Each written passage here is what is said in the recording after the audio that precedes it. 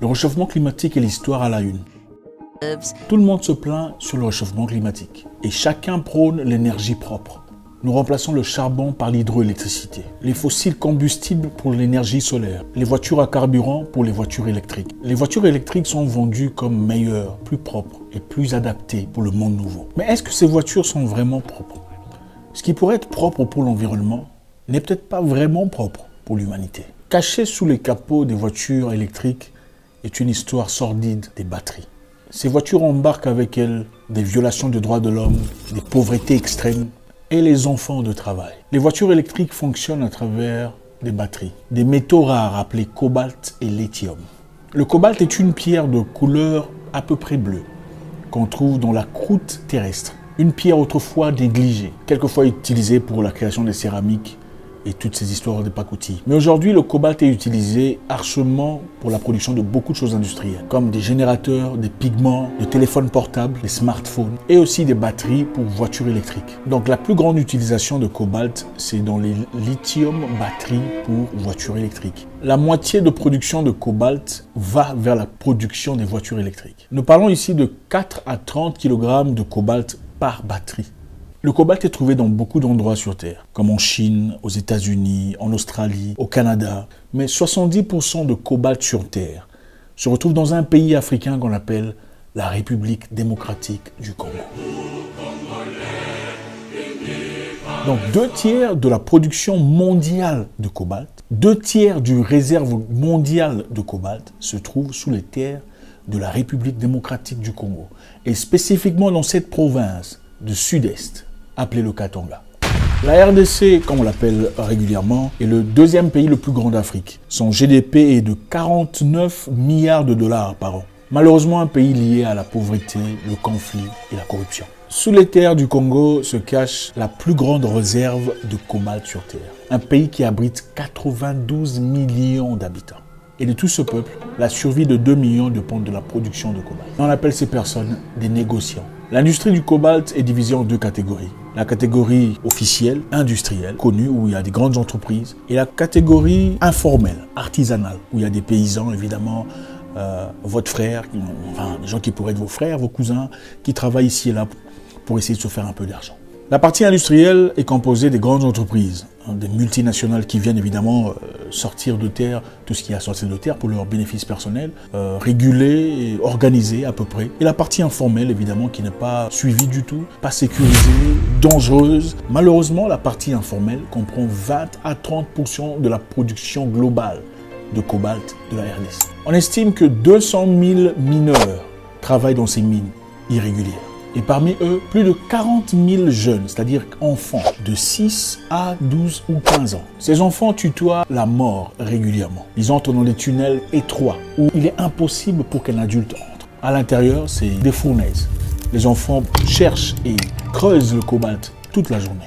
Parfois, ils ont des marteaux, des bêches, mais très souvent, ils le font avec leurs mains, sans outillage, sans protection, pour se faire une vie. Et quelquefois, ils sont sujets à des conditions où ils n'ont que 20 minutes d'oxygène. Mais malgré tout, ils travaillent, ils creusent, ils cherchent les minerais. Et quand ils le trouvent, ils sortent, ils les lavent, ils le procèdent, ils les préparent, ils l'emmènent dans le marché le plus proche. Et combien d'argent se font-ils, ces pauvres enfants? $1 par jour. L'industrie du cobalt est estimée à 13 milliards de dollars en 2022. Mais cet argent, malheureusement, n'atteint pas ces enfants. La réalité de cet argent, évidemment, n'est pas vu, n'est pas ressenti, n'est pas dans le système. Et malheureusement, beaucoup de ces enfants perdent leur vie pendant la procédure, dans un pays aussi riche. Et comme vous pouvez l'imaginer, il y a eu beaucoup d'instances, beaucoup de situations où un enfant quittait la maison prétendument pour aller faire un petit job. Mais comme ses amis est parti travailler dans les mines et n'est plus jamais rentré. Et beaucoup de parents, beaucoup de familles ont pleuré leurs enfants comme ça, dans des conditions inhumaines, très difficiles. Entre 2014 et 2015, il est estimé que plus de 80 mineurs irréguliers, ou illégaux entre parenthèses, ont perdu la vie dans les mines de cobalt. Et en 2019, un accident a tué plus de 43 mineurs. D'après certains rapports, 2000 mineurs irréguliers entre parenthèses meurent chaque année en République démocratique du Congo. Certains atteignent des infections pulmonaires à travers les mines de cobalt et des problèmes de peau. En 2019, une famille a porté plainte contre les grandes entreprises que vous connaissez pour la mort de leur enfant qui a travaillé pendant très longtemps. On l'a appelé John Doe. John Doe, à 14 ans, a travaillé dans les mines irrégulières. Il était tombé et n'est jamais ressorti de ces mines. Ce garçon travaillait pour 0,73 $ par jour pour essayer d'aider sa famille à sortir du gouffre de pauvreté. Malgré cette plainte évidente liée à une entreprise connue, comme on s'y attendait, la famille n'a clairement pas gagné le procès. La demande du cobalt sur le marché a triplé depuis 10 ans. Et c'est dû à quoi? C'est dû à la production frénétique de voitures électriques. D'accord? Tout le monde adore les voitures électriques. Évidemment, on parle de Tesla, on parle de tout ça et de tout le reste. Chacun est excité pour voir cette nouvelle technologie. Comme on le dit souvent, nouvelle technologie ne veut pas nécessairement dire amélioration de la race humaine. La demande du cobalt a triplé en 10 ans. Mais aussi les problèmes, malheureusement. Aujourd'hui, il y a à peu près 6 millions de véhicules électriques dans nos routes. En 2035, il y en aura 66 millions dans nos rues. Donc 10 fois les problèmes que nous avons déjà aujourd'hui. Rappelez-vous que pour fabriquer une batterie, il fallait au moins 3 à 30 kg de cobalt. Donc ça voudrait dire pour 66 millions de véhicules, il nous faudra 30 kg de cobalt fois 66 millions. Ça veut dire qu'en 2035, la demande de cobalt grimpera de 585%. Beaucoup de familles, malheureusement, dues à la pauvreté, s'alignent pour essayer de faire quelque chose à travers les avantages qu'ils peuvent tirer du cobalt. Ils envoient leurs enfants pour aller travailler. Ces enfants, officiellement, ne travaillent pour aucune entreprise. Officiellement, ne travaillent pour aucune entreprise. Mais leur produit est acheté par des entreprises officielles connues sur place. Évidemment, acheter du cobalt venant d'un enfant coûte beaucoup moins cher qu'acheter du cobalt venant d'une entreprise bien située, n'est-ce pas? Donc réfléchissez un peu. Pour une personne pas nécessairement honnête, voudra faire un maximum de gains, achèterait-il son produit chez une entreprise bien connue ou chez une personne irrégulière en besoin d'argent? C'est clair. La plupart d'entreprises qui font un gain massif à travers ces transactions sont malheureusement les entreprises chinoises. La Chine contrôle 50% de la production de cobalt aujourd'hui.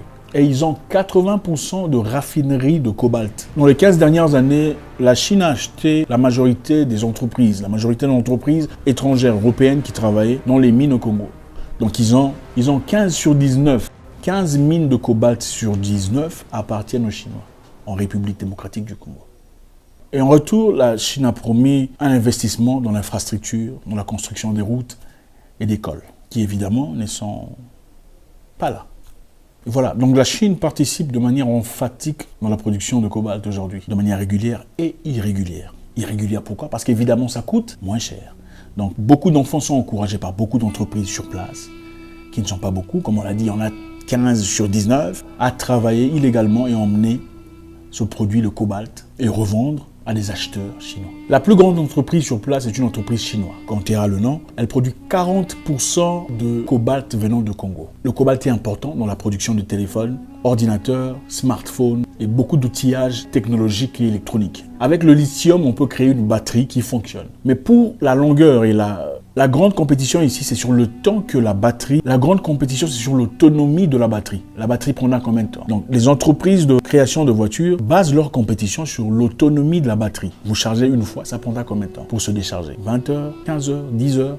Et tout cela dépend de la qualité de cobalt que l'on produit. Donc le cobalt sert à stabiliser le lithium nécessaire pour la création de batteries dans vos téléphones, dans les voitures électriques spécialement, et aussi dans les fusées. En 2016, une entreprise chinoise a été appelée ouvertement par une organisation d'observation, interpellée sur son acceptation de produits venant d'enfants, de travail d'enfants. Et ils avaient promis d'améliorer la circonstance et de ne plus jamais faire ça. Il y a beaucoup de détresse autour de cette histoire. La plupart des travailleurs qui travaillent pour les entreprises chinoises sont malheureusement abusés, discriminés et travaillent souvent sans contrat. C'est-à-dire au jour au lendemain, on vous chasse. Vous avez certainement déjà vu des vidéos qui vous énervent sur Internet, sans faire mention de ces histoires. Et d'après un rapport, il y a un travailleur qui a dit que si un travailleur mourait, on cite, les Chinois sur place n'en parleraient pas au gouvernement, on garderait le corps et puis on le balancerait quelque part dans le noir de l'inconnu, sans que personne ne le sache. Et ceux qui auront cette information, évidemment, auront quelques billets pour ne rien dire à ce sujet. Les grandes entreprises sont malheureusement complots de cette histoire, de ce drame, de cette triste réalité que vive la population congolaise. Et là, on parle de Renault, Mercedes-Benz, Tesla, Volvo, Volkswagen. La République démocratique du Congo a traversé des moments très difficiles depuis le temps. Commençons par l'esclavage, où beaucoup de peuples, beaucoup de personnes ont été importées, exportées, exfiltrées, pris de force pour aller travailler dans les Amériques. Ensuite, la colonisation, où celui-ci, ce monsieur, le roi de Belge, Léopold II, a tué des millions de personnes, le forçant ainsi pendant l'explosion de l'industrie du caoutchouc. Comme on avait besoin de pneus à l'époque, après la création de voitures, et pour en fabriquer, il fallait le caoutchouc.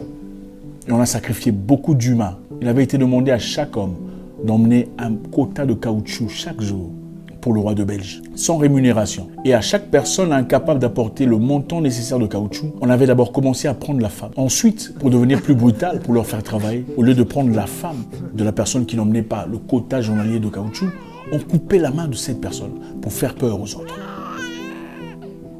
Ensuite, la succession de guerres, spécifiquement à l'est du monde, qui a réclamé des millions de vies.